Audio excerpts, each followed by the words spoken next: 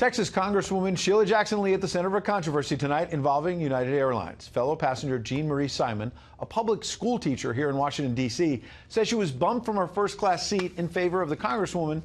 The teacher tweeting a short while ago that she still has not gotten an apology. Sheila Jackson Lee, the original tweet said, was in seat 1A, the one I paid for dearly, and the one United gave to her without my consent or knowledge. Fellow congressman on same flight said she does it repeatedly at United.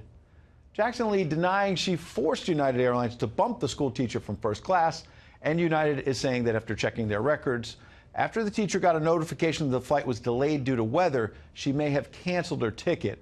The Congresswoman maintained she got upgraded without knowing the details, but in the spirit of the season, she's sorry. So all's good, right? Not really. Jackson Lee decided to inject race into this issue, tweeting, among other things, quote, "Since this was not any fault of mine, the way the individual continued to act appeared to be, upon reflection, because I was an African-American woman, seemingly an easy target, along with the African-American flight attendant, who was very, very nice." With me now, conservative radio host Larry O'Connor. He's on the radio. Democratic strategist Michael Starr Hopkins. Merry Christmas to both of you. Thanks for coming in. Merry Christmas. Merry Christmas, Ed. Good to see you. Larry, I want to start with you. Why in the world did she inject race into this? I am hesitant to say anything critical of Representative Sheila Jackson Lee because then I'll be called racist. I mean, we're all racist. This was an outrage. It really is. But here's the hidden little secret that everyone needs to know.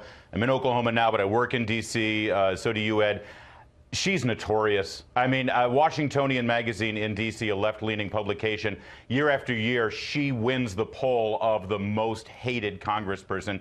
This has nothing to do with race. This has to do with the arrogant, entitled attitude of most incumbents in Washington, D.C., who like to walk up to a counter and say, "Don't you know who I am?" Right. Well, Michael, originally we thought when we were going through this story this morning, it's kind of frivolous. It's about a first-class seat. You know, we should be doing bigger issues.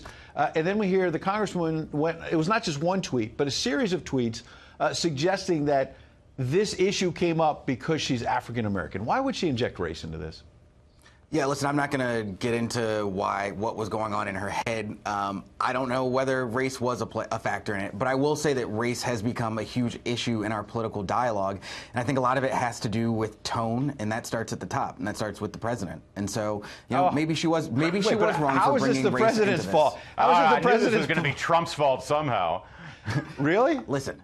Maybe race wasn't a factor in this. I'm fine with saying that, but I will say that tone starts from the top. And so I think that race is something that we need to look at when we're talking about issues. And race is something we need to be able to have a comfortable conversation about how we deal with racial issues. It's kind of tough to have that comfortable conversation when something like this happens and immediately a woman of influence and power, an elected official, decides to make it about race. Then how can we have a conversation at this point? Fair question, when it's not Michael. even about race. Michael, I agreed with almost everything you said until you said this had something to do with Donald Trump. Well, no, that's not what I said. I said that our conversations and our tone start with the top. The president, who has played footsies, has, you know, let's not pretend like the president hasn't, you know, been a bigot. I mean, let's just come out and say it. Let's not pretend like the president. What does that have to do with Lee, I don't have to pretend opinion. to say that. Right, that's your opinion. And what does that have to do with a congresswoman elected in her own right, deciding to take kind of this silly dispute on an airplane and say it's because she's African American? I think the dispute itself is silly. What I'm saying is I think we need to look at the top and where we're getting our leadership from. And when the president acts like a bigot on TV every day, then I think it makes it harder to have these kinds of Larry, conversations. a Democratic congresswoman tweets this out that it's about race and it's Donald Trump's fault.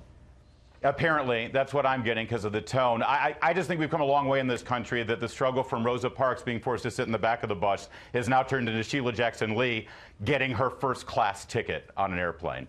All right, well, I mean, you referencing Rosa Parks, I mean, come on, let's not kid ourselves. No, you're right. She is a symbol. Sheila Jackson Lee, she suffers for all of us. God bless that woman. She's been through hell. I noticed some sarcasm there. All right, let's shift gears. When you talk about the tone in this country right now, there's a man named Robert Strong, a liberal activist out in California, who decided to basically send a package full of horse manure out to a home that the Treasury Secretary owns in California. Take a listen. We, the American people, are returning the gift of the Christmas tax bill because it's complete and utter hoard. Well, my wife's a lawyer, and And I'm not too worried. As it turns out, I'm going to be the guy that gets known for. Larry, what? Hard to argue with that. But, you know, Larry, it was just a couple of weeks ago that you had liberals screaming aimlessly into the sky about Donald Trump. Now they're sending horse poop to the Treasury Secretary. What in the world's going on?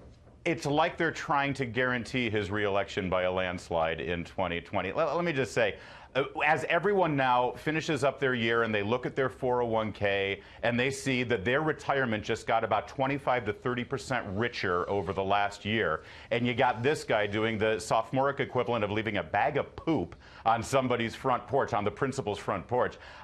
Listen, why not bring back Occupy Wall Street while you're at it? Because this will be a landslide for Trump if Michael, the left last point. continues this. What about the fact that Bernie Sanders over the weekend admitted that something like 91% of the middle class is going to feel this tax cut? The Democratic talking point about this going to the rich is kind of ridiculous, isn't it?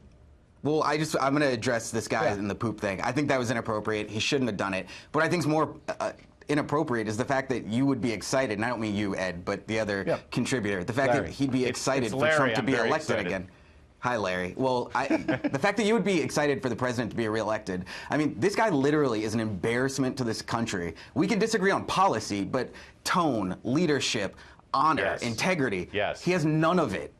He's not a Republican, and if you're really a Republican, then it blows my mind that you would ever actually support this guy. It is that kind of political strategy going after Trump and the people who support him that got Hillary Clinton elected last year. You keep it up. That is a great plan. Hi, Larry. Hi, Michael. Well, you guys got to know each other now. Merry Christmas. Thanks. All right. I'll see you when I'm in D.C. All right. See you soon.